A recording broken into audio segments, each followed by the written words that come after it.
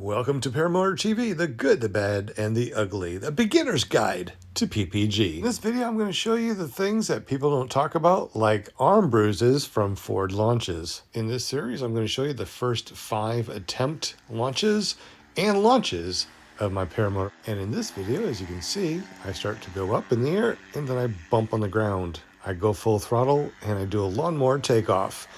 I should have aborted, but I got up in the air. After flying around for about a half an hour, I went down for a landing in some unexpected rotor.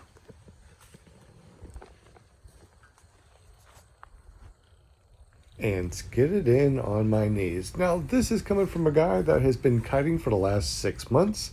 I have learned everything. I've watched all the videos. I just knew I would never be that guy that skids on my knees, that fails a launch, that even turtles. But guess what?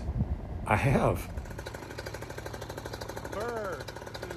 Next time we'll turn that camera on before you start your checklist. It's nice to, if you replay your videos back.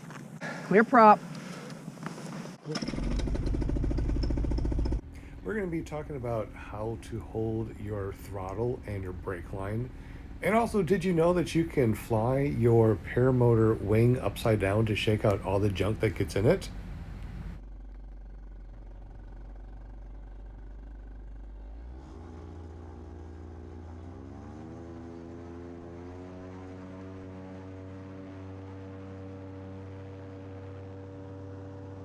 I have also learned how to torque compensate by the way I take off. Even though you see that I'm still turning to the right, I'm going a lot straighter than I did when I did my first flight and torqued all the way to the right and barely skimmed the trees. And here's a video from another point of view of the takeoff that you just saw.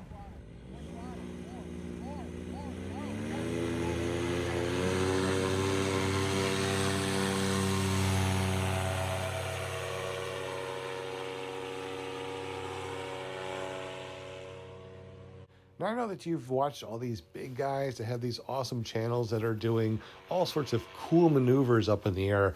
Let me tell you, kudos to those guys because that takes a lot of skill. I really thought I could go up in the air and perform at least some basic things.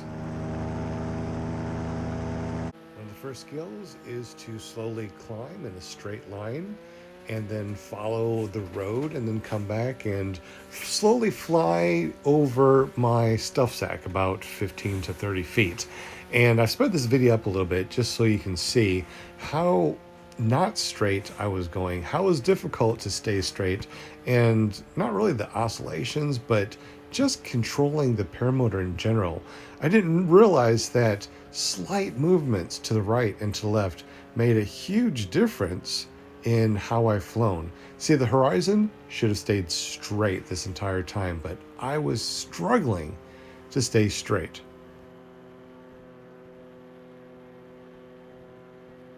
As you can see, I am experimenting with different weight shifts to see how straight I can get. And it really is, and until you get up in the air, you really think that this is so much easier than it is.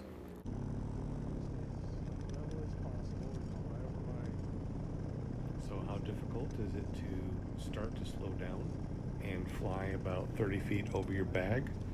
Well, watch this.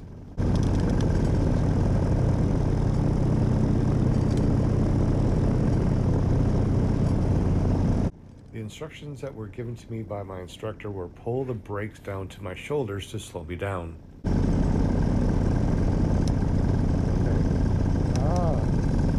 Yeah, okay.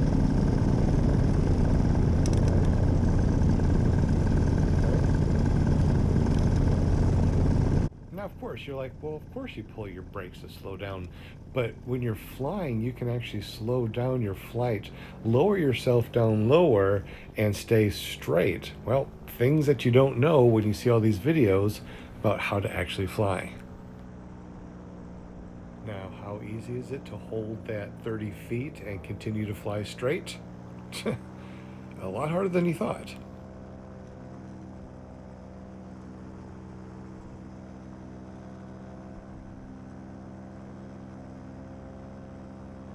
And now climb to 300 feet and make a right-hand turn. How difficult could that be?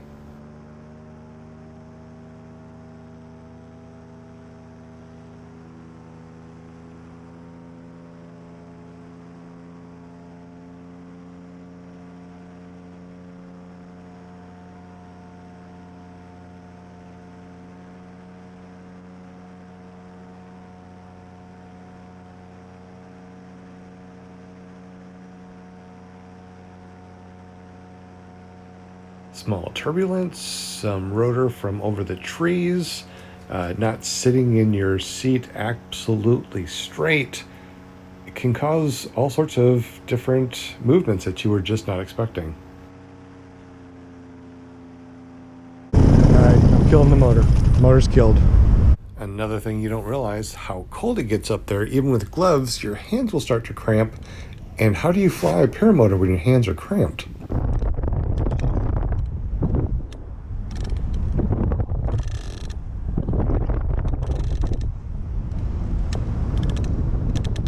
I wasn't supposed to cross the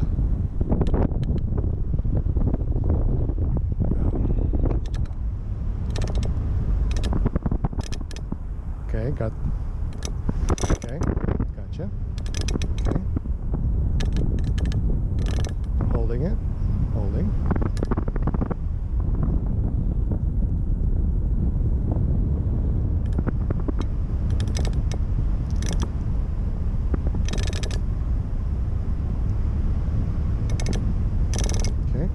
And my goal was to fly down and land right there by my stuff sack. As you can see, I completely overshot it.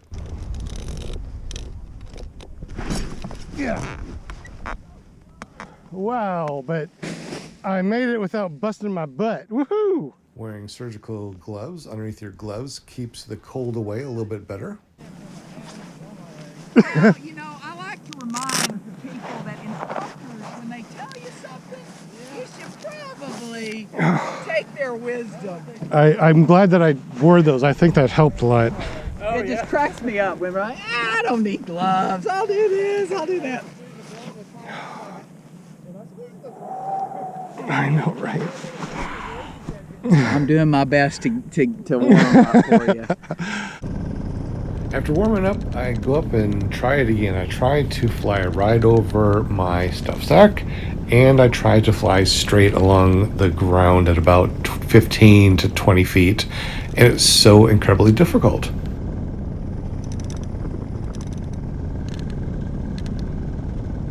Does he want me to land? I honestly cannot imagine not having this formal instruction while doing this, because when you're up in the air, you think you know what you're doing, but you really don't. I mean, no matter how much you study, no matter how many books you read and how many videos you watch, it's just not the same. Well, I fly back around to set up a little bit more, but the rotor and the wind was just so much more than I was expecting. Here's another knee landing. Shit. Oh, I'm all right. That's all right, I landed on my knees. And here's my first turtle. Oh, shit. Oh. I fell backwards. The benefit of a quick release and comfort bars. Ah. That was fun. Lean too far back. Yeah. Yay, my first turtle. And the only thing that has really saved my butt is that this frame is built like a tank. And I have landed in wet sod. Yeah, I was really doing some oscillations there, and I'm like, oh shit, should I kill the motor and try it or just land? I'm still having a problem flaring and walking. Yeah. I'll bring the truck over there. So the only damage has been little tiny nicks in my prop, and I have been able to fix those with super glue and baking soda. And the cage, no bent, nothing. Everything is awesome. Nothing has happened to my cage. I'm extremely lucky. So thank you for watching today, and we're going to continue this series. I'm going to go over all 5 failed and successful launches and landings. That's what I'm going to be doing over the next probably a couple weeks, just to really analyze everything that I've done, things that I should have done, and things that I'm going to do in the future. Thanks for watching. Subscribe if you haven't, and we'll see you soon.